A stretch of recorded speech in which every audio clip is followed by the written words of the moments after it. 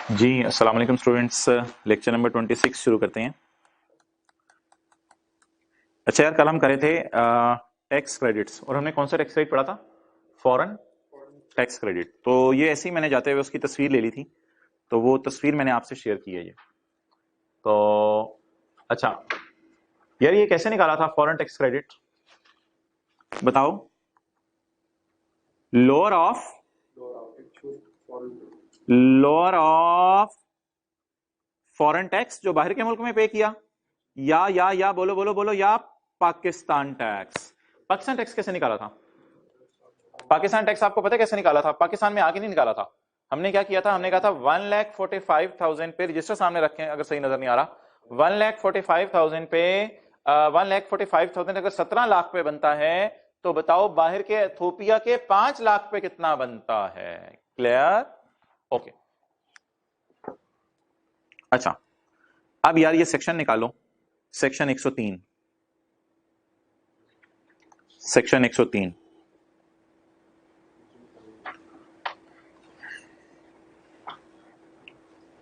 Where, आज याद कराना न्यूमेरिकल्स का ना, आपको फॉर्मेट बताना है। Where a resident taxpayer derives taxable foreign source income, where a resident taxpayer derives foreign source income। कल वाला बंदा याद है? इथोपिया में और चाइना में फॉरेन सोर्स इनकम कमा रहा था, तो कहानी से लिंक करते रहा करो। Where a resident taxpayer derives foreign source income on which foreign taxes paid, जिस पे फॉरेन टैक्स वो क्या कर चुका है? पे कर चुका है। On which foreign taxes paid, याद है कल इथोपिया और चाइना में इसने टैक्स पे किया था।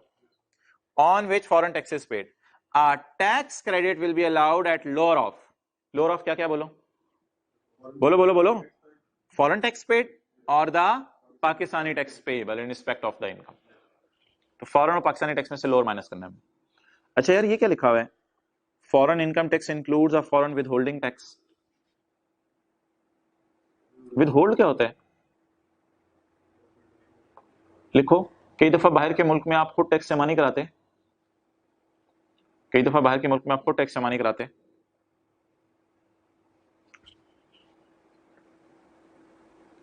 बल्कि आपके बैंक में पड़े हुए पैसे, बल्कि आपके बैंक में पड़े हुए पैसे कहां बैंक में पड़े हुए? बाहर के मुल्क ना। कई दफा बाहर के मुल्क में आपको टैक्स जमा नहीं कराते। आगे क्या लिखा है? बल्कि आपके बैंक में पड़े हुए पैसे में से बैंक टैक्स विद होल्ड करके बाहर की हुकूमत को जमा करा देता है। बल्कि आपके बैंक में पड़े हुए पैसे में से बैंक टैक्स विद होल्ड करके, विद होल्ड होते काटना, बल्कि आपके बैंक में पड़े हुए पैसे से बैंक टैक्स विद होल्ड करके यानी टैक्स काट के बाहर की हुकूमत को जमा करा देते हैं।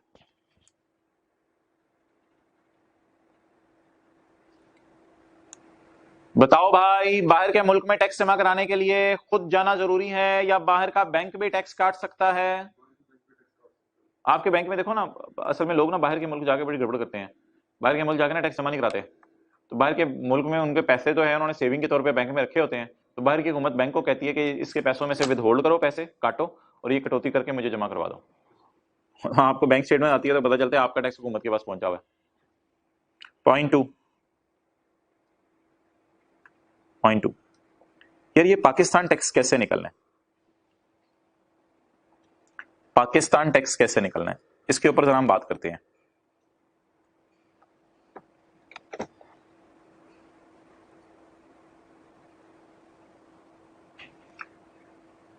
कल वाली एग्जांपल कौन सी थी? 3।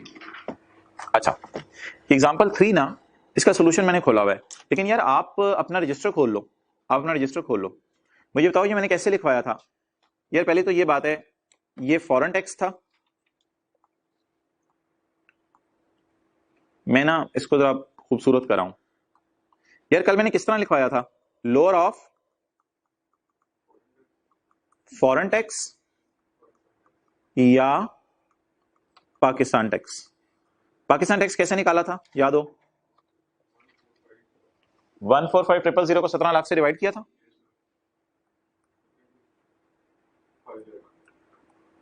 145,000 divided by 17 lakh multiplied by बाहर के मुल्क में कितनी इनकम कमाई थी?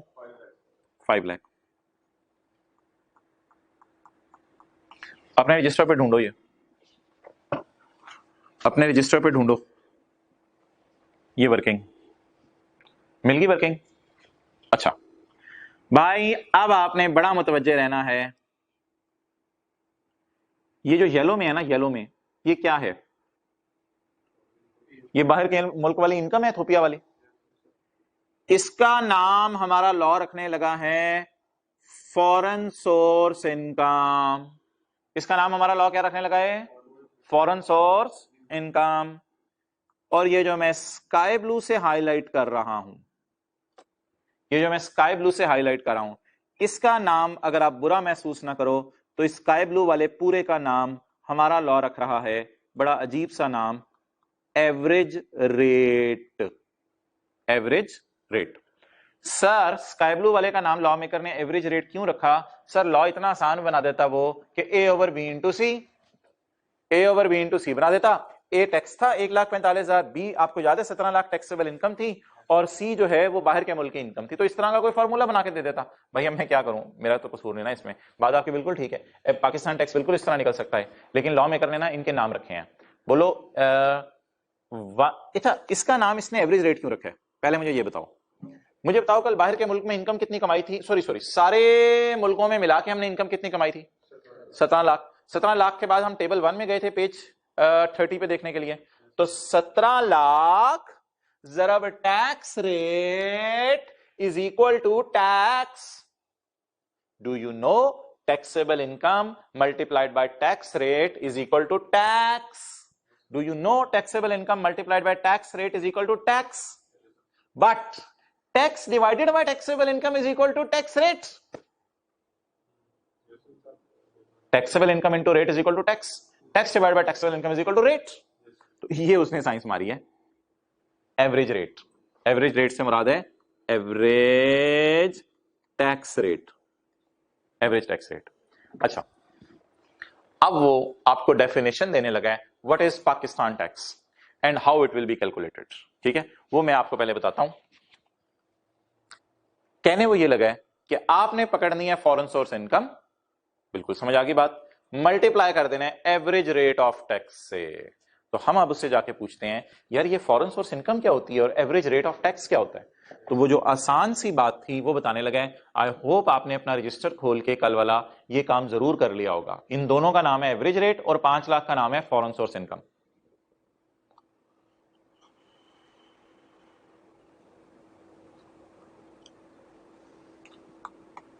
अच्छा यार, ये फॉरेन सोर्स इनकम के साथ ना नेट का लफ्ज यूज करेगा, पता नहीं क्यों, मुझे फिर याद कराना, मैं आपको बता दूंगा।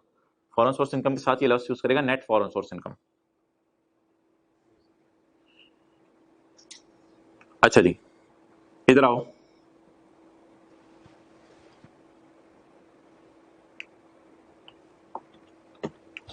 पढ़ो जी।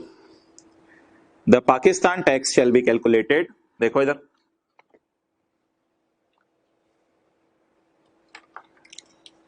The Pakistan tax shall be calculated, देखो, the Pakistan tax shall be calculated, the Pakistan tax shall be calculated by multiplying, by multiplying, enjoy करेगा, by multiplying what with what?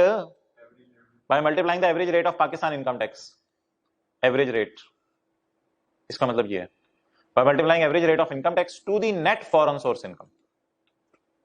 Multiply, अब जबानी याद कर लो, multiply the net foreign source income with the average rate, बार बार बोलो, multiply the net foreign source income with the average rate. अब हमारा सवाल यह है कि यार what is average rate and what is net foreign source income? कहता है उसकी डेफिनेशन तुम्हें दे देता हूं। अब देखो एवरेज रेट, देखना देखना, एवरेज रेट, इसकी डेफिनेशन देने लगा। एवरेज रेट से सिर्फ स्क्रीन की तरफ देखो, एवरेज रेट, एवरेज रेट की डेफिनेशन सुनो, average rate is the percentage that the Pakistani income tax is of the taxable income. is of का मतलब है डिवाइड करो, Pakistani income tax is of the taxable income। तो यहां आओ, लिखो पाकिस्तानी इनकम टैक्स के ऊपर 145,000, पाकिस्तानी इनकम टैक्स के ऊपर यहां लिखो 145,000। इज ऑफ का मतलब लिखो डिवाइड, टैक्सेबल इनकम को अंडरलाइन करके लिखो 17 लाख।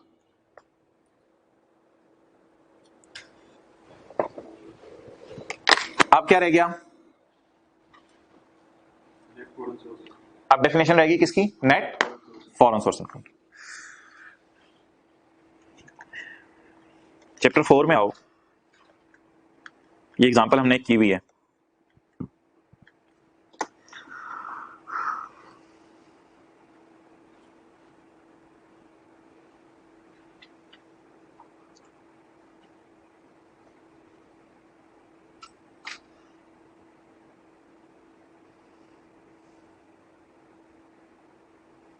हाँ जी, ये एग्जांपल याद है, अपोर्शनमेंट ऑफ डिडक्शंस। इधर देखो, पाकिस्तान की दुकान की सेल कितनी है, 3 लाख। पाकिस्तान की दुकान की सैलरीज 10,000। हमने कहा था सेल को सेल में ले जाओ, सैलरीज को माइनस कर दो, लेकिन एक फड्डा पड़ा था कि एक एडवर्टाइजमेंट हुई थी 5,000 की, जो दोनों मुल्कों में इश्तिहार चला था। तो हमने कहा था इस 5,000 का थोड़ा सा हिस्सा 1,500 इधर डाल दो, बाकी 5,000 का 3,500 हिस्सा इधर डाल दो। कुछ थोड़ी थोड़ी ये कहानी याद आ रही है? ये 100% याद आ गई, 100% याद आ गई। ये पाकिस्तान सोर्स इनकम थी, ये फॉरेन सोर्स इनकम थी। 3 लाख इधर की सेल थी, 7 लाख कनाडा की सेल थी। हमने कहा था पाकिस्तान की तनख्वाहें 3 लाख में से माइनस करो, कनाडा की तनख्वाहें आप 7 लाख में से माइनस करो। लेकिन एडवर्टाइजमेंट क्योंकि दोनों मुल्कों में देखी जा रही है, तो 5,000 का 1,500 इधर माइनस कर दो, 3,500 इधर माइनस कर दो। ये बात याद आ रही है? इधर देखो, ये है नेट फॉरेन सोर्स इनकम और ये 7 लाख है gross foreign source income. Why? इसमें खर्चे नहीं माइनस हुए। और ये नेट क्यों है? खर्चे कितने किस्म के हैं? 2, which can directly be attributed 7,000 and which can reasonably B allocated. मुझे लग रहा है इस 10,000 और 7,000 की एलोकेशन की जरूरत नहीं पड़ी, इसे वाजे माइनस कर दिया हमने। एलोकेशन की जरूरत 5,000 की पड़ी है। एलोकेट का मतलब होता है तकसीम करना, बांटना। इस सेक्शन की हेडिंग थी ना अपोर्शनमेंट ऑफ एक्सपेंडिचर, तो बांटना किसको पड़ा? कॉमन खर्चे को। अच्छा, अब आपने ये सारी स्टोरी जो मैं सर्कल लगा रहा हूं ये जहन में रखनी है, तो आपको डेफिनेशन समझ आ जाएगी नेट फॉरेन सोर्स इनकम की। लेकिन अगर आप मुझे कहो तो मैं इस चैप्टर में जाके यहां लिख देता हूं net foreign source income. Net का क्या मतलब है? खर्चे खुर्चे माइनस हो चुके। जाओ चैप्टर 4 खोलो, किताब से खोला करो, अब नोट्स ना ढूंढो, अपने किताब से खोलो, पेज 39। अगर मिसाल याद नहीं है आपको तो माजरत, फिर मैं उसका कोई हल नहीं मेरे पास।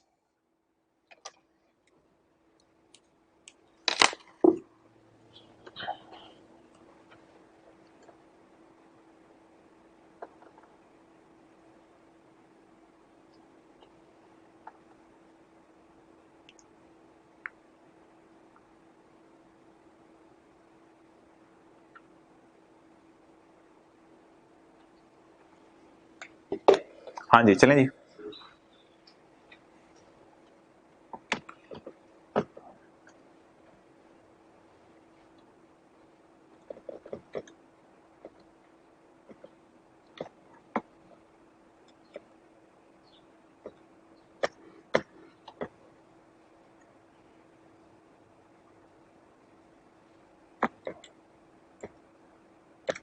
हाँ, अब बोलो यार, नेट फॉरेन सोर्स इनकम कितनी है?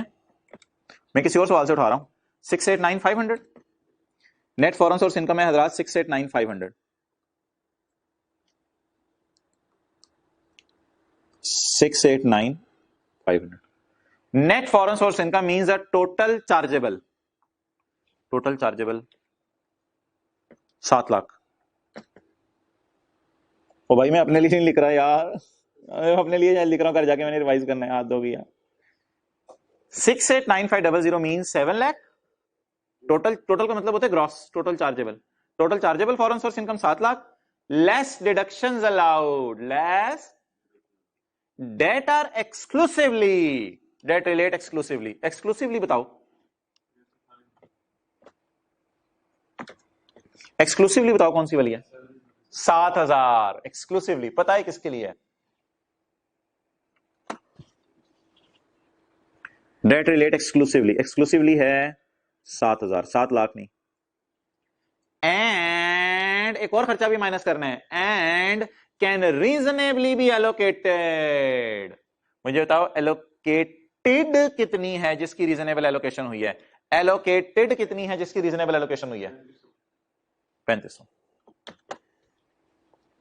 रीजनेबली भी एलोकेटेड है 3500।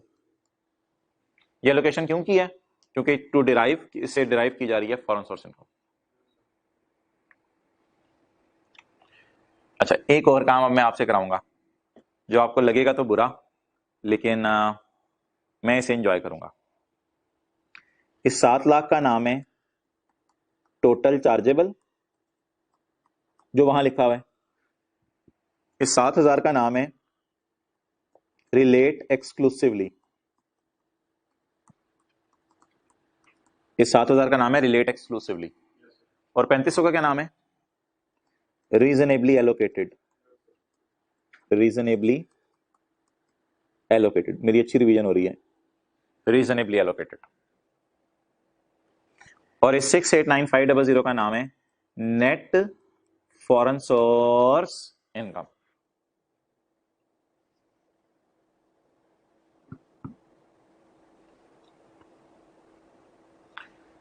एक काम नहीं किया आपने। क्या नहीं किया?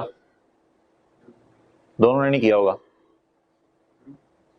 जब आप चैप्टर 4 में आए हो तो चैप्टर 4 में आके मेरे भाई, जब आप यही लिख रहे थे तो आपने यहां लिखा नहीं सेक्शन 103, ताकि कल कल को जब क्रॉस रेफरेंसिंग हो आपको याद आए, तो आपको पता होना चाहिए ना ये बात किस कॉन्टेक्स्ट में मैंने लिखी थी। यहां बताओ जी नेट फॉरेन सोर्स इनकम की डेफिनेशन। वहां तो असल में हमें ना वो फॉरेन सोर्स इनकम डायरेक्टली दी हुई थी, तो हमें इतने मुश्किल काम में पढ़ना नहीं पड़ा। Net foreign source income definition बताओ। नेट फॉरेन सोर्स इनकम, याद कर लो इधर ही। Net foreign source income means total chargeable foreign source income less expenses. Expenses are of two types, which relate exclusively for deriving the income and which are reasonably allocated for deriving the income.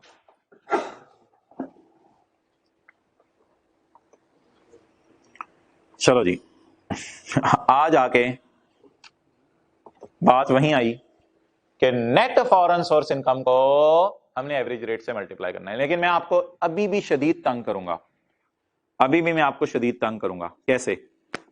सवाल में ये जो 5 लाख आया होगा ना, पता है कैसे आया होगा? सेल, ये मैंने कल वाला सवाल निकाला, अब sale minus, sales minus expenses. Expenses कितने किस्म के हैं? 2 किस्म के। कौन कौन से? रिलेट एक्सक्लूसिव वाले और रीजनेबल एलोकेशन वाले। मुझे ये फीलिंग आ रही है कि ये जो 5 लाख है ऐसे निकला होगा, सेल्स माइनस खर्चे करके, इसलिए इसका नाम पड़ा नेट फॉरेन सोर्स इनकम। इससे ज्यादा अगर तफसील आपको बताई तो दिमाग घूम जाएगा। I hope the thing is clear now. Net foreign source income की डेफिनेशन खत्म हुई।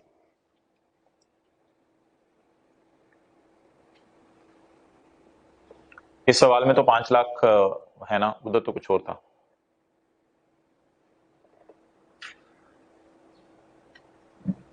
इससे ज्यादा अगर तफसील सुन तो ये थोपिया की दुकान की सेल है, ये थोपिया की दुकान की सैलरीज होंगी, और पाकिस्तान और इथोपिया दोनों की दुकान के लिए कोई एडवर्टाइजमेंट की होगी, उसका थोड़ा सा हिस्सा इथोपिया की दुकान को एलोकेट कर दिया होगा। ये मैं पता तफसील में क्यों पड़ गया, पास एक्सपीरियंस है व्हाट्सएप पे बच्चे ये जो नेट फॉरेन सोर्स इनकम की डेफिनेशन की जान ले लेते हैं, कहते हैं दोबारा समझाएं, फिगर्स के साथ सब लिख दिया। Okay, we were in heaven yesterday, कल हम जन्नत में थे। इतनी आसान कैलकुलेशन थी, अंग्रेजियां पढ़ने पे आए तो उसने ऐसे घुमाने लग गया। कैलकुलेशन कितनी आसान थी कल। चलें जी, पॉइंट 3 पढ़ो अब। Where a tax payer has foreign source income under more than one head. देखो कल वाला सवाल, ये देखो मोर देन वन हेड थी फॉरेन सोर्स इनकम। एक इथोपिया वाली थी, और एक चाइना बोला कर, चाइना कोई मसला नहीं। एक इथोपिया वाली थी, एक चाइना वाली थी। तो इथोपिया वाली भी थी, चाइना वाली भी थी। अगर आपकी इनकम बाहर के मुल्क में एक से ज्यादा हेड में हो, where a tax payer has foreign income under more than one head of income, calculation for each head shall be made separately. तो पेपर में ध्यान रखना, इनकी वर्किंग अलग अलग करना। इसका टैक्स रेट अलग वर्किंग में निकालना, इसका टैक्स रेट अलग वर्किंग। ऐसा फीलिंग हो रही है जैसे कल वाले हमारे सवाल को देख के इसने लॉ बनाया, लेकिन ऐसा नहीं है। लॉ बना था, उसके मुताबिक हमने सवाल बनाया था। ओके चलो वापस आ जाओ।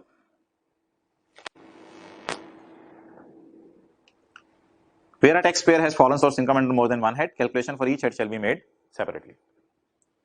चलो जी आगे। For above provision, speculation business shall be treated as a separate head of income. कहते हैं स्पेकुलेशन बिजनेस एक सेपरेट हेड है। फॉर अबव प्रोविजन काट दो, बस ये बात याद रखो, speculation business shall be treated as a separate head of income. Speculation एक सेपरेट हेड है, क्या मतलब? जब तक रिजल्ट नहीं आता तब तक हमने स्पेकुलेशन बिजनेस नहीं पढ़ना। तो जब तक रिजल्ट नहीं आता तब तक बच्चे समझते रहेंगे कि हेड्स हैं salary, business, capital gain, other source, property. तब तक बच्चे ये समझ रहेंगे। जब रिजल्ट आ जाएगा तो उनको इस लिखी हुई बात पे यकीन आ जाएगा कि बिजनेस के चैप्टर में मैं कह दूंगा बिजनेस दो तरह के हैं, स्पेकुलेशन, नॉन स्पेकुलेशन। तो बिजनेस के चैप्टर में इस चीज को देखेंगे कि स्पेकुलेशन बिजनेस भी कोई बिजनेस होता है। ओके हाँ यार, ये चैप्टर 4 में पेंडिंग था। फॉलोइंग इज द तरतीब ऑफ टैक्स क्रेडिट्स। ऑर्डर क्या होता है? हुक्म नहीं होता, ऑर्डर तरतीब है। फॉलोइंग इज द तरतीब ऑफ टैक्स क्रेडिट्स, ये चैप्टर 4 में पेंडिंग था। कैसे? ये चैप्टर 4 में ना, ये मैंने लिखा हुआ था चैप्टर 6 में कराऊंगा। मेरे कहने का मतलब ये होता है कि जब मैं कह दूं कि ये बाद में कराऊंगा तो सबको मेरे से आपको पूछने की जरूरत नहीं, थोड़ा सा रिलाय कर लिया करें, और अगर आखिरी दिन तक ना कराया जाए तो फिर देख लेंगे। तो ये वही है, वहां पे भी आ रहा है, इधर भी आ रहा है। तरतीब क्या है? तरतीब क्या जी? तरतीब वही जो कल थी, और क्या तरतीब है? हमने कोई नई तरतीब बनानी है? कल तरतीब बताओ क्या थी, बताओ ना यार, आपने घर जाके रिवाइज किया होगा न्यूमेरिकल। हमने टैक्सेबल इनकम 17 लाख निकाली थी, उस पर टैक्स निकाला था, इसका मतलब होता है सैर करना। उसके बाद हमने निकाला था इथोपिया वाला टैक्स माफ किया था और चाइना वाला, यानी फॉरेन टैक्स क्रेडिट माइनस किए थे। फिर तरतीब में माइनस किए थे 61 टू 63। तो तरतीब सुन लो, तरतीब होती है पहले फॉरेन टैक्स क्रेडिट फौरन माइनस करने हैं, अब याद आ गई होगी बात, फॉरेन टैक्स क्रेडिट फौरन माइनस करने हैं, बाकी बाद में माइनस कर लेना।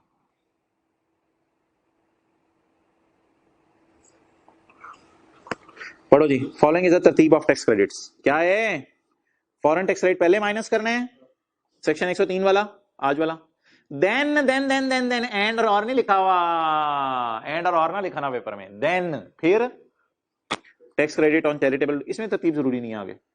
61 का पहले माइनस कर दो, 62 का पहले, इसमें एक तरतीब की खैर है।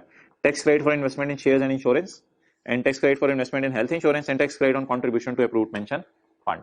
एंड देन आखिरी वाला देन पता नहीं आपको समझ आए या ना आए, and any tax credit for advance tax paid. ये ना हम इनकम फ्रॉम बिजनेस के चैप्टर में इस पे बात करेंगे, लिखी नहीं रहे आप, इनकम फ्रॉम बिजनेस के चैप्टर पे इस पे बात करेंगे। थोड़ा सा हिंट ले लो, थोड़ा सा हिंट।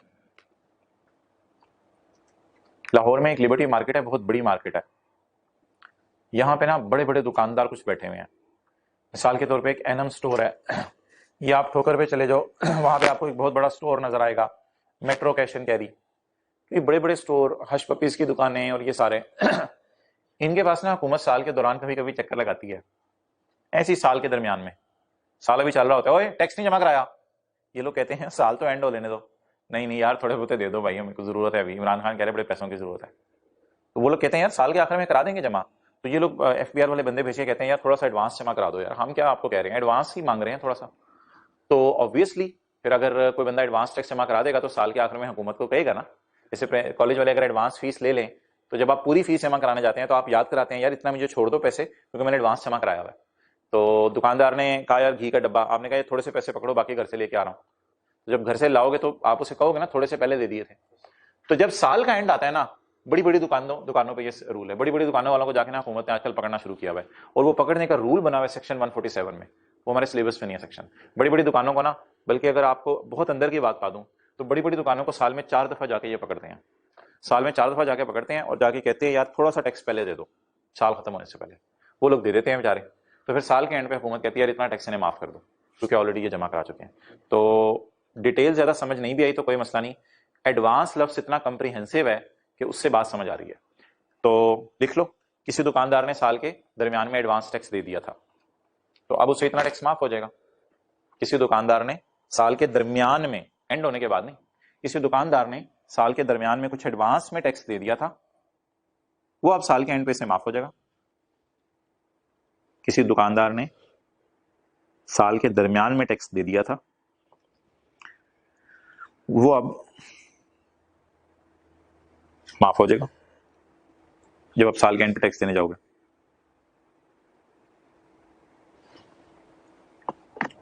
अच्छा करो यार, इसी इसी इसी बंद करो। अच्छा भाई इधर देखो, अब मैं वो व्हाइट बोर्ड वाला नहीं खोल रहा, ये थोड़ा ज्यादा नीट है। कल टैक्स कितना बना था? 1,45,000। देगे कितना आए थे? 65,000। अगर ये चैप्टर ना पढ़ा होता तो 1,45,000 बेचारे को हम मशवरा देते, नीम हकीम खतरा जान। तो इसलिए मेरे भाई 1,45,000 में से हमने फॉरेन टैक्स क्रेडिट माइनस किए थे 40,000 और 38,000। अच्छा यार बिल फर्ज कि इधर होता 1,45,000 ऊपर और इधर 40,000 और 38,382 ना होता, बल्कि इधर होता 147,000। ओए होए होए होए होए होए, फिर तो फटाफट जाना था। कि अजीब सी बात है ना, आपकी फीस बनती है 20,000, कैशियर कह रहा है चल 22,000 तुझे माफ। आप क्या हुआ तुम्हें? मेरी फीस ही 20,000 है, तुम 22,000 मुझे माफ कर रहे हो। अजीब सी बात है ना। टैक्स कितना बनता है? 145। फर्ज करो फॉर्मूला लगा के जवाब आया 147,000। ऐसा हो सकता है, अगर कभी ऐसा हो जाए तो ये जो -2,000 है ये डेड है, इसका कोई फायदा नहीं है। ना ये इस साल हुकूमत आपको रिफंड करेगी, ना ये साल 2010 है, ना 11 में जाके ये 2000 माइनस होगा, ना वापस 2009 में जाके आप इस 2000 को माइनस कर सकते हैं। यानी ये 2000 डेड है, इसका कोई फायदा नहीं होगा आपको।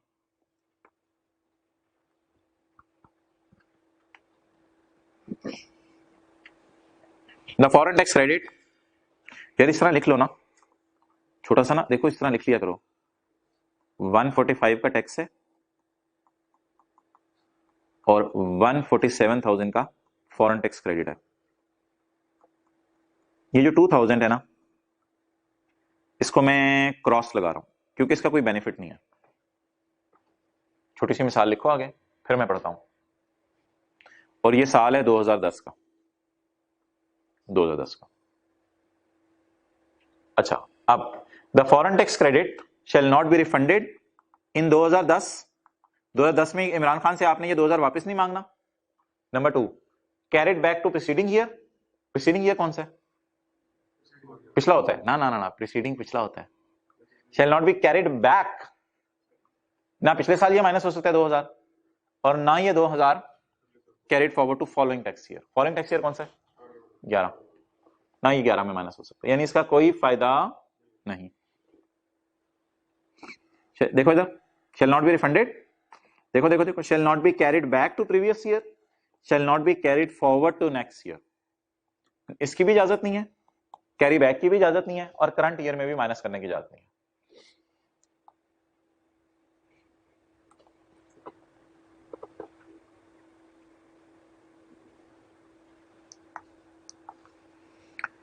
अच्छा यार, एक छोटी सी शर्त है फॉरेन टैक्स क्रेडिट माइनस करने के लिए कि आपने बाहर के मुल्क में 2 साल में टैक्स भी जमा करा दिया हो।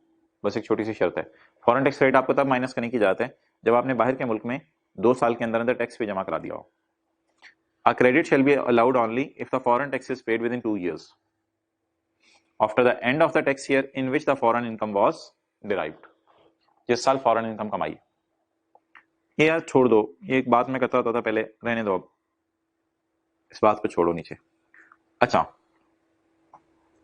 इस बात का मतलब क्या है? इस बात का मतलब ये है, इस न्यूमेरिकल में आके लिखो कि 30 जून 12 तक हमें फॉरेन टैक्स पे कर देना चाहिए। 30 जून 12 तक हमें फॉरेन टैक्स पे कर देना चाहिए।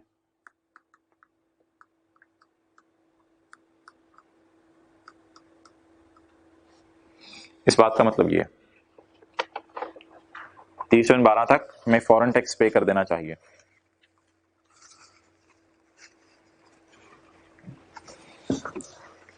जी, फॉरेन टैक्स क्रेडिट अवेल करने की शर्त बता दो।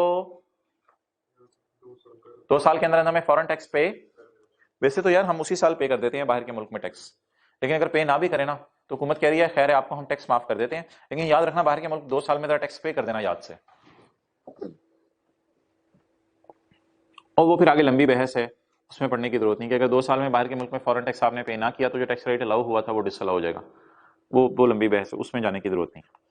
लेकिन ये 2 साल गिनने कहां से शुरू करने हैं ना, ये आपने मुझे आप बताना है। A credit shall be allowed, आपको टैक्स माफ हो जाएगा only if the foreign tax is paid in 2 years after the end of the year in which income was derived. What is the year in which income was derived? 2010. What is the end of the year in which income was derived? 30 जून 10, 30 जून 10 के 2 साल के अंदर।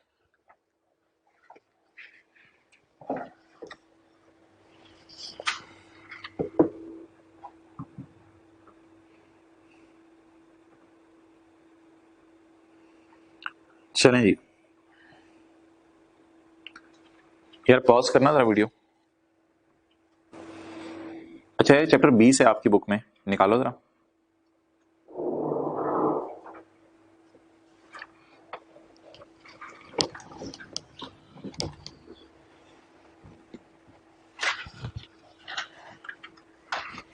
आज है जुमा और कल होगा सैटरडे, तो मंडे को फिर हमारा टेस्ट होगा। टेस्ट में ना मैं एक काम करने लगा हूं इस दफा, टेस्ट में मैं आपको अभी तक जो हेड्स पढ़े हैं वो और टैक्स क्रेडिट साथ मिला के वो देने लगा हूं। तो वो न्यूमेरिकल बड़ा मजे का होगा। वो न्यूमेरिकल आपने किस फॉर्मेट पे करना है ये मैं आपको बता देता हूं। ये सारी डिस्कशन में करते हुए ज्यूम कर रहा हूं कि वो जो टेस्ट 2 की डिस्कशन मैंने अपलोड किया ना वो आपने अटेंड कर ली हुई है। तो मैं ऐसा करूंगा नॉर्मल क्लास में ना वो फिर पूरा टेस्ट इंशाल्लाह मंडे वाला मैं डिस्कस कर दूंगा।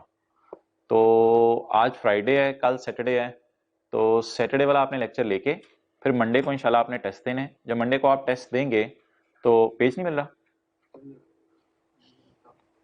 पेज 431, तो आपने टेस्ट देने। टेस्ट में ना आपने ये फॉर्मेट यूज करना है और पूरी कोशिश करनी है आपने न्यूमेरिकल करने की। वो टेस्ट वाला पूरा न्यूमेरिकल मैं लेक्चर के अंदर आपको इंशाल्लाह सॉल्व करवाऊंगा। अब न्यूमेरिकल का फॉर्मेट जरा देखना है बड़े शौक शौक से। अच्छा जी, income from salary, income from business, bracket में छोड़ो, भी ब्रैकेट में छोड़ो, income from capital gain, income from other source, income from property. लेकिन एक बात याद रखना, ये 3 हेडिंग्स अलग अलग होंगी कैपिटल गेन में। कैपिटल गेन में आपको याद है कि नॉर्मल टैक्स रिजीम वाली चीजें भी हैं। कैपिटल गेन में एक हेडिंग होती है डिस्पोजल ऑफ इमूवेबल प्रॉपर्टी और एक हेडिंग होती है डिस्पोजल ऑफ सिक्योरिटीज। इनको अलग अलग हेडिंग देते हैं हम इसलिए क्योंकि इनको एंड पे याद करना, एंड पे लेस करना याद रहे। तो लिख लो ना यार, कैपिटल गेन 3 किस्म की इधर आपने डालनी है फेस पे। कौन कौन सी? नॉर्मल भी डाल देनी है, डिस्पोजल ऑफ इमूवेबल प्रॉपर्टी भी डाल देनी है जैसे टेस्ट 2 के सोल्यूशन में डाली थी, और डिस्पोजल ऑफ सिक्योरिटीज भी डाल देनी है। और एक फुल फ्लेज न्यूमेरिकल बजाय के मैं क्लास में करवाऊं, मैं टेस्ट देके आपको टेस्ट करना चाहता हूं, फिर उसके बाद इंशाल्लाह मैं क्लास में करवाऊंगा। चलो रीस्टार्ट। इनकम्स बताओ, salary, business, capital gain. Capital gain में आगे normal regime, disposal of movable property, disposal of security, ये सारी यहां डालनी है आपने ऊपर ही न्यूमेरिकल के फेस पे। फिर अदर सोर्स आ जाएगी, प्रॉपर्टी आ जाएगी, फिर आपकी यार निकल आएगी टोटल इनकम। ये निकल आएगी टोटल इनकम। टोटल इनकम में से आपने देखो देखो देखो ये जो सिक्योरिटीज है ना ये अब दोबारा माइनस कर देनी है क्योंकि इसका सेपरेट रेट है।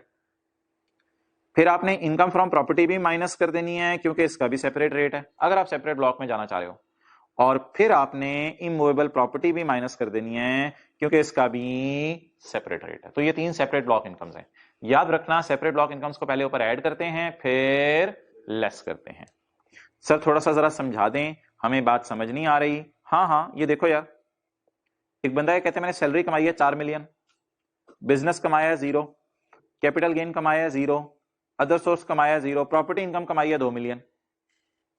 अब आपकी टोटल इनकम बन गई 6 मिलियन, तो प्रॉपर्टी आप 2 माइनस कर देंगे, दोबारा वहीं 4 पे आके खड़े होंगे। ये बात कर रहा था मैं कि सेपरेट ब्लॉक इनकम को ऐड भी करना होता है और फिर लेस भी करना होता है। अच्छा, जब आप ये सारा काम कर लोगे तो आपने इसको भी आप टोटल इनकम लिख सकते हो, कोई परेशानी वाली बात नहीं है। इसको आप टोटल इनकम दोबारा लिख दो। यही क्लास में मैंने कहा था इसको ऊपर वाली को कह दिया करो टोटल इनकम, नीचे वाली को कह दिया करो टोटल इनकम। लेकिन अगर आप कहते हैं सर ज्यादा डिटेल में जाएं तो इस टोटल इनकम में मेरे भाई नीचे वाली में ना सिर्फ एनटीआर बच जाती है, याद रखना, क्योंकि सेपरेट ब्लॉक माइनस हो जाती है। तो अगर आप अलग रखना चाह रहे हो इस टोटल इनकम के लफ्ज को और इस टोटल इनकम के लफ्ज को, तो इसमें सेपरेट ब्लॉक माइनस हो जाएंगी, तो खाली एनटीआर वाली बच जाएंगी। ये लाइन खाली है, अगर आप इसको भरना चाहो तो आप भर सकते हो। जैसे आपका दिल आमाल के नूर से भरा हुआ है वैसे आप यहां पे भर सकते हो, टोटल इनकम डैश एनटीआर। गुनाहों की नहुसत से नहीं भरा होना चाहिए दिल, आमाल के नूर से भरा होना चाहिए। ओके, कुरान में रूह की गज़ा है। अच्छा जी, उसके बाद ज़कात आ रही है, उसके बाद इंटरेस्ट ऑन हाउस लोन आ रहा है, उसके बाद एजुकेशन एक्सपेंसेस ऑफ चिल्ड्रन आ रहे हैं, एजुकेशन एक्सपेंसेस ऑफ चिल्ड्रन। यार एक और चीज है, इसको आपने भी नहीं पढ़ना, चौथी चीज को छोड़ो, इसको भी नहीं पढ़ना। आगे चलो, टैक्सेबल इनकम आ गई, फिर आपकी क्या आ गई? Taxable income. तो अब पूरा स्केच बता दो, पहले सारे हेड्स लिखने हैं, फिर सेपरेट ब्लॉक माइनस कर देने हैं, फिर आपकी टैक्सेबल इनकम आ जाएगी, नहीं फिर टोटल इनकम आ जाएगी, फिर ज़कात वगैरह, इंटरेस्ट ऑन हाउस लोन वगैरह, बच्चों के एजुकेशनल एक्सपेंसेस वगैरह माइनस कर देनी है, फिर आपकी टैक्सेबल इनकम आ जाएगी। अब आपने ग्रॉस टैक्स लायबिलिटी निकालनी है एनटीआर वाली, लिख लो पेज 30 और 31 पे जाके, पेज 30 और 31 पे जाके आपने ग्रॉस टैक्स लायबिलिटी निकालनी है एनटीआर वाली। ग्रॉस पता है क्यों बोल रहा हूं? क्योंकि इसमें से भी टैक्स क्रेडिट माइनस नहीं हुए। अब कल वाला न्यूमेरिकल जहन में ले आओ, पेज 30-31 का मतलब क्या होता है? सैर करना। जब आप सैर करके आ गए तो आपने फॉरेन टैक्स क्रेडिट माइनस करना है, कल का न्यूमेरिकल जहन में आ रहा है। इसके बाद आपने क्या माइनस करना है? Tax credit under section 61 to 63। अब आखिर में आप चले जाओ टैक्स निकालने के लिए सेपरेट ब्लॉक पे, सिक्योरिटीज का टेबल अलग मिल जाएगा आपको बुक में, प्रॉपर्टी इनकम का टेबल अलग मिल जाएगा और इमूवेबल प्रॉपर्टी का अलग मिल जाएगा। और यहां पे मैं क्लोज करता हूं अपनी डिस्कशन, इससे आगे फॉर्मेट आपको समझ नहीं आएगा, यहां पे मैं क्लोज करता हूं। ये आपके टेस्ट में फॉर्मेट यूज होगा, ये आपके टेस्ट में फॉर्मेट यूज होगा। अच्छा, इस फॉर्मेट को आप जरा मुझे बनवाओ।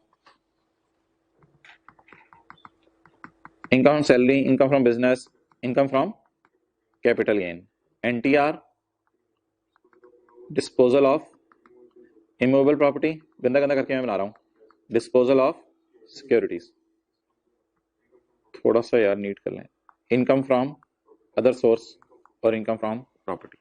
ये सारी आपने जमा कर ली, ये आ गई टोटल इनकम। अब आपने माइनस करनी है इनकम फ्रॉम प्रॉपर्टी, सिक्योरिटीज और वो जो इमूवेबल प्रॉपर्टी, ये आपने माइनस कर दी, ये आपकी दोबारा आ गई टोटल इनकम। अगर इसके साथ लिखना है तो ये नॉर्मल रिजीम वाली बची होंगी, क्योंकि नॉर्मल रिजीम का टैक्स निकाल लेना। अब आपने टैक्स निकालने जाके चैप्टर 4 में, ओहो sorry you are right, total income. Total income के बाद आपने माइनस करने हैं डिडक्टेबल अलाउंसेस, अब मैं उनके नाम नहीं लिख रहा, ज़कात वगैरह और ये डिडक्टेबल अलाउंसेस, ये आपकी आ जाएगी टैक्सेबल इनकम।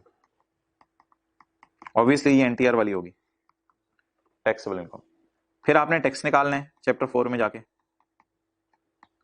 टैक्स निकालने के बाद आपने देना है सबसे पहले फॉरेन टैक्स क्रेडिट, फिर आपने देना है tax credit under section 61 to 63। इसके बाद आपका टैक्स आ जाएगा, ये एनटीआर वाला ही होता है असल में, लेकिन इसमें से टैक्स क्रेडिट माइनस हो गए होते हैं। फिर आपने ऐड करना है टैक्स इनकम फ्रॉम प्रॉपर्टी का, सिक्योरिटीज का और इमूवेबल प्रॉपर्टी, ये आपका टैक्स पेबल टू गवर्नमेंट आ जाएगा। अब आपने ना पार्क करना चीजों को सीखना है, वो टेस्ट में मैं तजर्बा करा रहा हूं आपसे कि आप रेलिवेंट जगहों पे पार्क कर सकते हो या नहीं। छोटे छोटे न्यूमेरिकल आपको करा दिए, मैं फुल फ्लेज में एक टेस्ट में दे रहा हूं, बिल्कुल डरना नहीं, घबराना नहीं, परेशान नहीं होना, ठीक है। टेस्ट में इस न्यूमेरिकल को आपने ट्राई करना है, तो इंशाल्लाह फिर मंडे को टेस्ट होगा तो मैं ट्यूसडे या वेडनेसडे को इसको क्लास में करा दूंगा। चलें जी, ये फॉर्मेट हो गया हमारा न्यूमेरिकल का। वापस आ जाओ यार, चौथा डिडक्टेबल अलाउंस मैंने नहीं समझाया जो इस सफे पे लिखा हुआ था।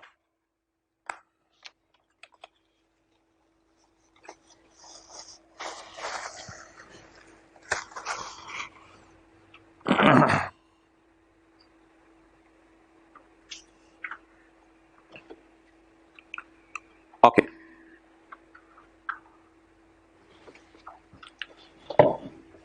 यार ये अगला पेज खाली है, पेज 71, इधर आओ। हमारे सिलेबस में इनकम टैक्स ऑर्डिनेंस 2001 है। हमारे सिलेबस में इनकम टैक्स ऑर्डिनेंस 2001 है।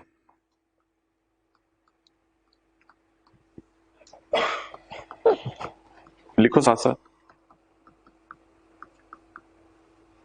हमारे सिलेबस में इनकम टैक्स रूल्स 2002 हैं, ये 2002 में आए थे। इनकम टैक्स ऑर्डिनेंस में सेक्शंस हैं, इनकम टैक्स ऑर्डिनेंस में सेक्शंस हैं, सेक्शन 1, 2, चलते चलते section 61 charitable donation, section 62 investment in shares, section 74 पहली क्लास में पढ़ा था टैक्स ईयर की डेफिनेशन। इनकम टैक्स ऑर्डिनेंस में सेक्शंस हैं। इनकम टैक्स ऑर्डिनेंस में शेड्यूल्स हैं।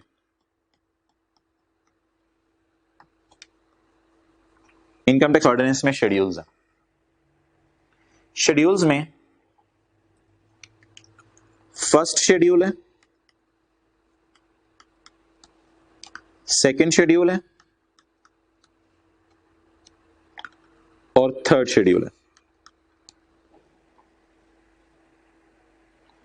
चैप्टर 4 में पेज 30 खोलो। चैप्टर 4 में पेज 30 खोलो। सफे के टॉप पे देखो क्या लिखा हुआ है। नहीं, शेड्यूल नहीं लिखा हुआ, फर्स्ट शेड्यूल लिखा हुआ है। फर्स्ट शेड्यूल लिखा हुआ है। शेड्यूल्स क्या होते हैं? यानी मेन लॉ के साथ कोई एनेक्जर्स वगैरह अटैच होते हैं, ठीक है। तो फर्स्ट शेड्यूल में मुझे बताओ आपको क्या अवेलेबल है? एक्सेलेंट, आपको टैक्स रेट्स अवेलेबल है। फर्स्ट शेड्यूल में टैक्स रेट्स अवेलेबल है। हमारी किताब में अगर आप ढूंढना चाहो फर्स्ट शेड्यूल तो आपको मिल जाएगा पेज 30 और 31 पे। पेज 30 और 31 पे मिल जाएगा आपको फर्स्ट शेड्यूल। इसमें क्या अवेलेबल है? टैक्स रेट्स अवेलेबल है। सेकंड शेड्यूल में कुछ एग्जेम्पशंस अवेलेबल हैं। ये ना आपने मुझे बताने में लिख कहां रहा हूं, ये मैं लिख रहा हूं इस चैप्टर पे। अगले चैप्टर्स में ना इसको मैं रेफर कर दिया करूंगा कभी जरूरत हुई। पूरे लॉ का इमेज हम बना रहे हैं। सेकंड शेड्यूल में एग्जेम्पशंस अवेलेबल हैं, वो मैं कब कब पढ़ाऊंगा, वो कभी पढ़ाऊंगा सेकंड शेड्यूल में। थर्ड शेड्यूल में रेट्स अवेलेबल है। सर ये कौन से रेट हैं? यार वो डेप्रिसिएशन के रेट हैं, डेप्रिसिएशन के। थर्ड शेड्यूल में डेप्रिसिएशन के रेट्स हैं।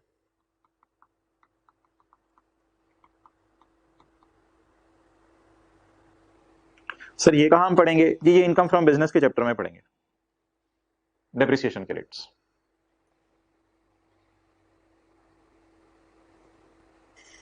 ओके, तो over income tax ordinance comprise of sections and schedules. Schedule 1 हमने देख लिया हुआ है पेज 30 31 वाला। सेकंड शेड्यूल के बारे में आज थोड़ी सी बात करनी है। थर्ड शेड्यूल इसके बारे में। अच्छा यार, शेड्यूल्स में ना सेक्शंस नहीं होते। शेड्यूल्स में अगर कोई बात करनी हो तो यहां लिख लो, शेड्यूल्स में क्लॉजेज होती हैं। Clauses, clause 1, clause 2, clause 3, schedules में क्लॉजेज होती हैं।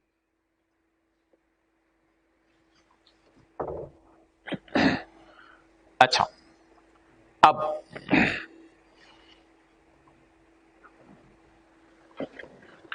बड़ी गौर से, और वो जो इनकम टैक्स रूल्स छोड़ो, क्या है इनकम टैक्स रूल्स, फिर कभी बात कर लूंगा। मैंने भी सिर्फ बात की इनकम टैक्स ऑर्डिनेंस पे, जिसमें सेक्शंस हैं और क्या है, शेड्यूल्स हैं।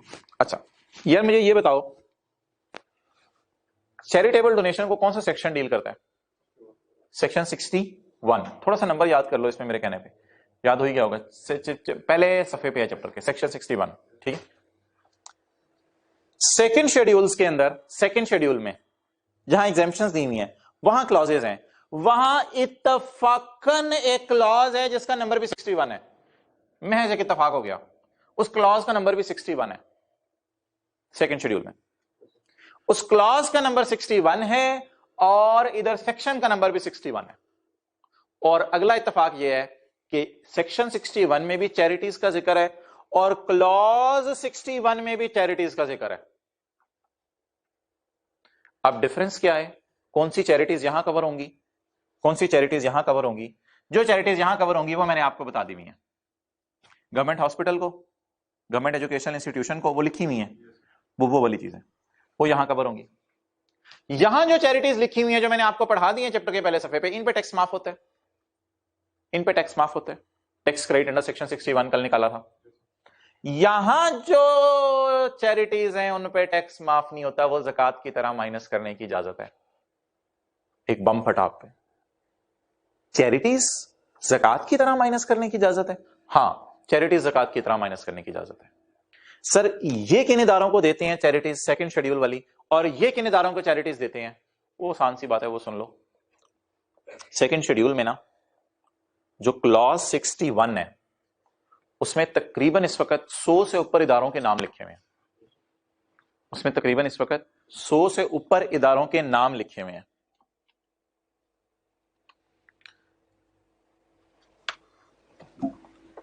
भाई ये नेट चल रहा है, इधर नहीं चल रहा, चलो छोड़ो कोई नहीं। उसमें ना 100 से ऊपर इदारों के नाम लिखे हुए हैं। वो जो 100-150 इदारे हैं ना, अगर आपने उनको चैरिटी दे दी तो आपको ज़कात की तरह माइनस करने की इजाजत है चैरिटी। अगर आपने उन 100 इदारों को चैरिटी ना दी, बल्कि इधर जो है गवर्नमेंट हॉस्पिटल, इधर इदारों के नाम नहीं है, इधर जनरल रूल्स हैं। इधर क्या है ये भी पढ़ लो, ये आपको भूल ना गया हो। इधर किनको चैरिटी देनी है? इधर बोर्ड ऑफ एजुकेशन को, यानी यूनिवर्सिटी इन पाकिस्तान को, फेडरल या प्रोविंशियल गवर्नमेंट ने बनाई हो, और कोई भी तालीमी इदारा, हॉस्पिटल हो या रिलीफ फंड हो जो कि हुकूमत ने बनाया हो, या नॉन प्रॉफिट इदारे को। अगर इन लोगों को चैरिटी देनी हो तो सेक्शन 61 वाली टैक्स क्रेडिट का formula A over B into C। लेकिन क्लॉज 61 में जो 100-150 इदारे दिए हुए हैं, वो 100-150 इदारों के नाम आपके सिलेबस में नहीं है, ना आप याद कर सकते हैं। अगर उन इदारों को आपने डोनेशन दे दी तो फिर आपको जो है वो डिडक्टेबल अलाउंस माइनस करने की इजाजत है। ये वही डिडक्टेबल अलाउंस है जो मैं छोड़ के आया हूं न्यूमेरिकल के फॉर्मेट में। Donations to institutes specified in clause 61 of second schedule, not section 61। इत्तफाकन 61 same हो गया। ओके, तो फॉर्मेट में छोड़ो ये बात अब आप लॉ में आके पढ़ लो। हम इस सफे पे है ना, पेज 71 पे, यहां एक डब्बा बना हुआ है, देखो क्या हेडिंग है डब्बे की, पेज 71 पे समरी ऑफ, ये सारा आपने इसी सफे पे लिखा है नीचे, summary of donations covered under section 61 at first page of this chapter, covered under section 61 at first page of this chapter. These are paid to any board of education or any university, blah blah blah blah blah. A tax credit will be allowed. This should be paid through cross check. इधर आओ, covered under clause 61 part 1 of second schedule। part 1 class छोड़ो, असल में ना second schedule में ना आगे parts हैं, पार्ट 1, पार्ट 2, पार्ट 3, पार्ट 4, उसमें एक पार्ट 1 है, लेकिन क्लॉज का नंबर याद रखो, क्लॉज 61 पेपर में बता दिया करेगा ये डोनेशन कौन सी वाली है। These are paid, अच्छा जी, covered under clause 61 part 1 of second schedule. These are paid to more than 100 institutes, clause 61 part 1 of second schedule। वो आपको एफपीआर की वेबसाइट से मैं अभी डाउनलोड करके उन इदारों के नाम दिखाने लगा था, लेकिन वेस्टेज ऑफ टाइम था। A deductible allowance will be allowed, ये फर्क है। A deductible allowance will be allowed. These should be paid through cross check, ये भी क्रॉस चेक से पे होनी चाहिए। भाई ये तो मैंने अपनी तरफ से समरी दी है, ये तो न्यूमेरिकल्स के लिए है। लॉ की लाइनें पढ़ लेते हैं, लॉ की लाइनें पढ़ो जी। Donations allowed as state deduction, state deduction का मतलब लिखो deductible allowance. Donations allowed as deductible allowance,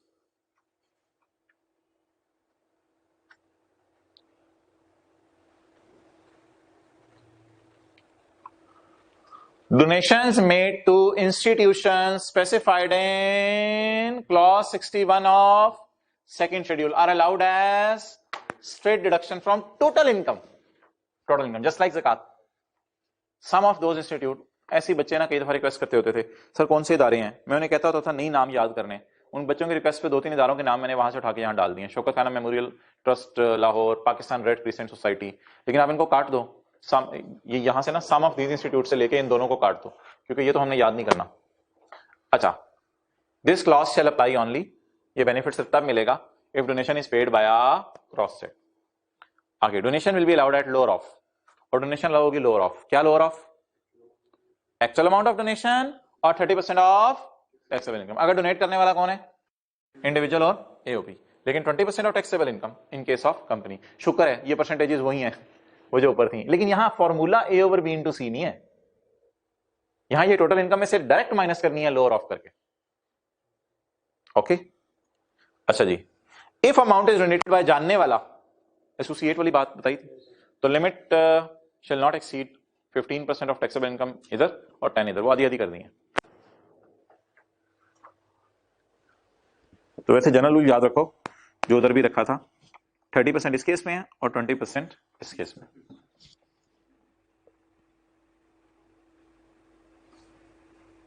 यार वैसे मेरा दिल तो नहीं चाह रहा था, लेकिन चलो न्यूमेरिकल दोनों का करा देता हूं इकट्ठा। न्यूमेरिकल दोनों का कर लेते हैं। एक एग्जांपल 1 मैं सॉल्व नहीं करा रहा, बस डिस्कशन थोड़ी सी कर लेते हैं। उबैद ने फॉलोइंग इंफॉर्मेशन डिस्क्लोज की है। Income from business, income from capital gain, donation to non profit organization. Chapter के पहले पेज पे जाओ, नॉन प्रॉफिट ऑर्गेनाइजेशन सी में लिखा हुआ है, लिखा हुआ है, मिल गया। तो ये सेक्शन 61 वाली है, सेक्शन 61 वाली। इसके साथ मैं अपने पेपर में, मैं अपने कंक्लूजन में लिख रहा हूं कि ये टैक्स क्रेडिट मैंने देना है इस पे।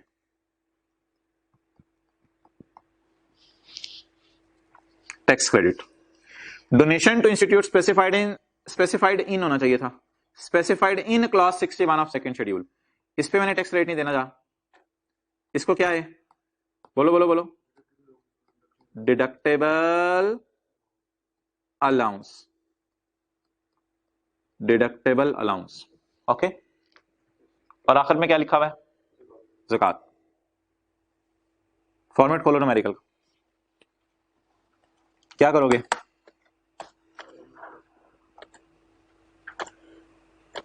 फॉर्मेट वो जो सर चढ़ के बोले,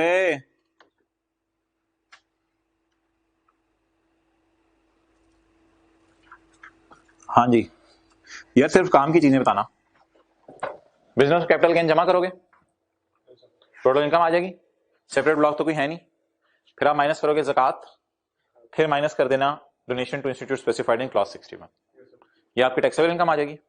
फिर टैक्स निकालेंगे हम, फिर टैक्स क्रेडिट माइनस कर देंगे, ये फॉर्मेट बनेगा। आ जाए जी ट्राई करते हैं।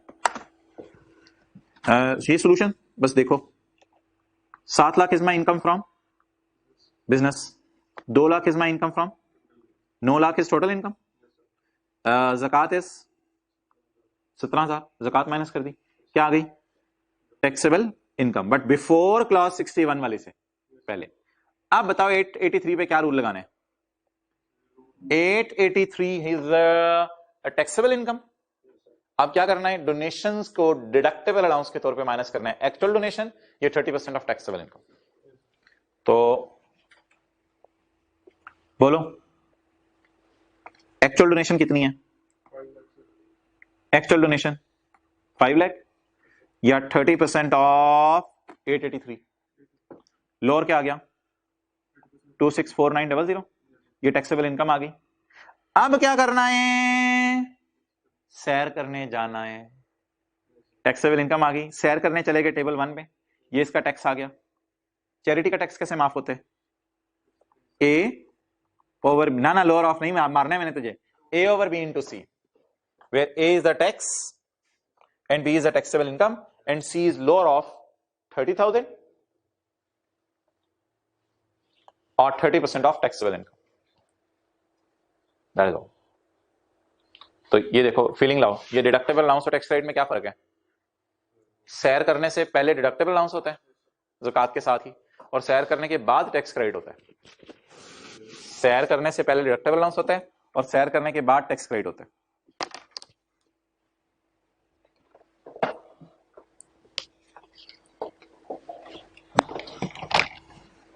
चलें जी पास पेपर्स में आए।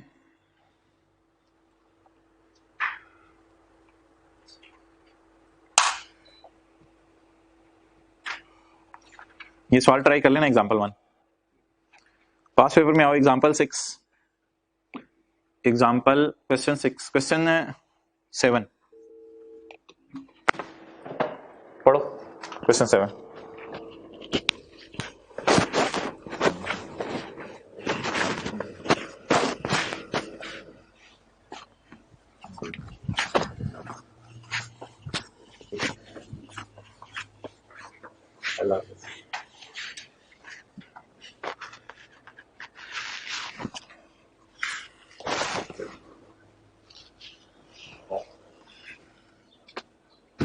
हाँ यार बताओ question 7।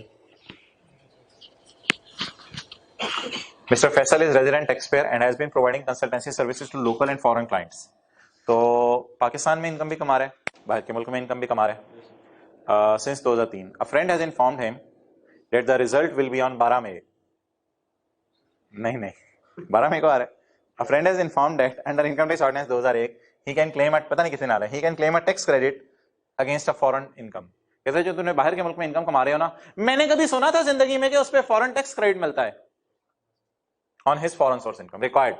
Explain the provisions of law pertaining to foreign tax credit available to a resident taxpayer. Resident taxpayer को कौन सा प्रोविजंस डील करती हैं जो फॉरेन टैक्स क्रेडिट को डील करती हैं? सर हमने ये जो आप पढ़ा रहे होते हैं सर, इसको रट्टा भी मारना होता है सर, जैसे समझ लेना। नहीं भाई, रट्टा मारना पड़ेगा तो ये मुफ्त के नंबर आएंगे ना। प्लीज खुदा के लिए किताब में जितनी चीजें साथ साथ याद करें। हाँ भाई यार 6 नंबर है। क्वेश्चन 5 भी यही है। क्वेश्चन 5 में बस ऊपर 2 लाइनें नहीं डली हुई, वो जो 2 लाइनें ऊपर ये डाली थी ना इसने, वो नहीं डली हुई, बाकी वही है। State the provisions of law pertaining to foreign tax credit available to resident taxpayer. 6 number का है यार। आईकैप तो वैसे पूरा जवाब ही लिखता है, मैं क्या करूं, पूरा सेक्शन काफी लंबा है। प्रोविजंस का मतलब होता है उससे रिलेटेड सारी बातें बताएं pertaining to foreign tax credit. ये है जी जवाब इसका, सेक्शन 103। ये इतने से के 6 नंबर है। निकलेगा कैसे? Lower of foreign tax paid और पाकिस्तान टैक्स। पाकिस्तान टैक्स क्या होता है, एवरेज रेट क्या होता है ये बता देंगे। फिर एक से ज्यादा हेड ऑफ इनकम में कमा रहे हो तो ये बता देंगे। तरतीब कोई हल्की फुल्की बताना, अब तरतीब का इतना टाइम तो नहीं होगा। और बस 6-7 भी लिख देना। वो क्या हो सकते हैं, मेरे ख्याल से 7-8-9 नंबर का तो होना चाहिए ये, वो 6 नंबर का पूछ रहे हैं।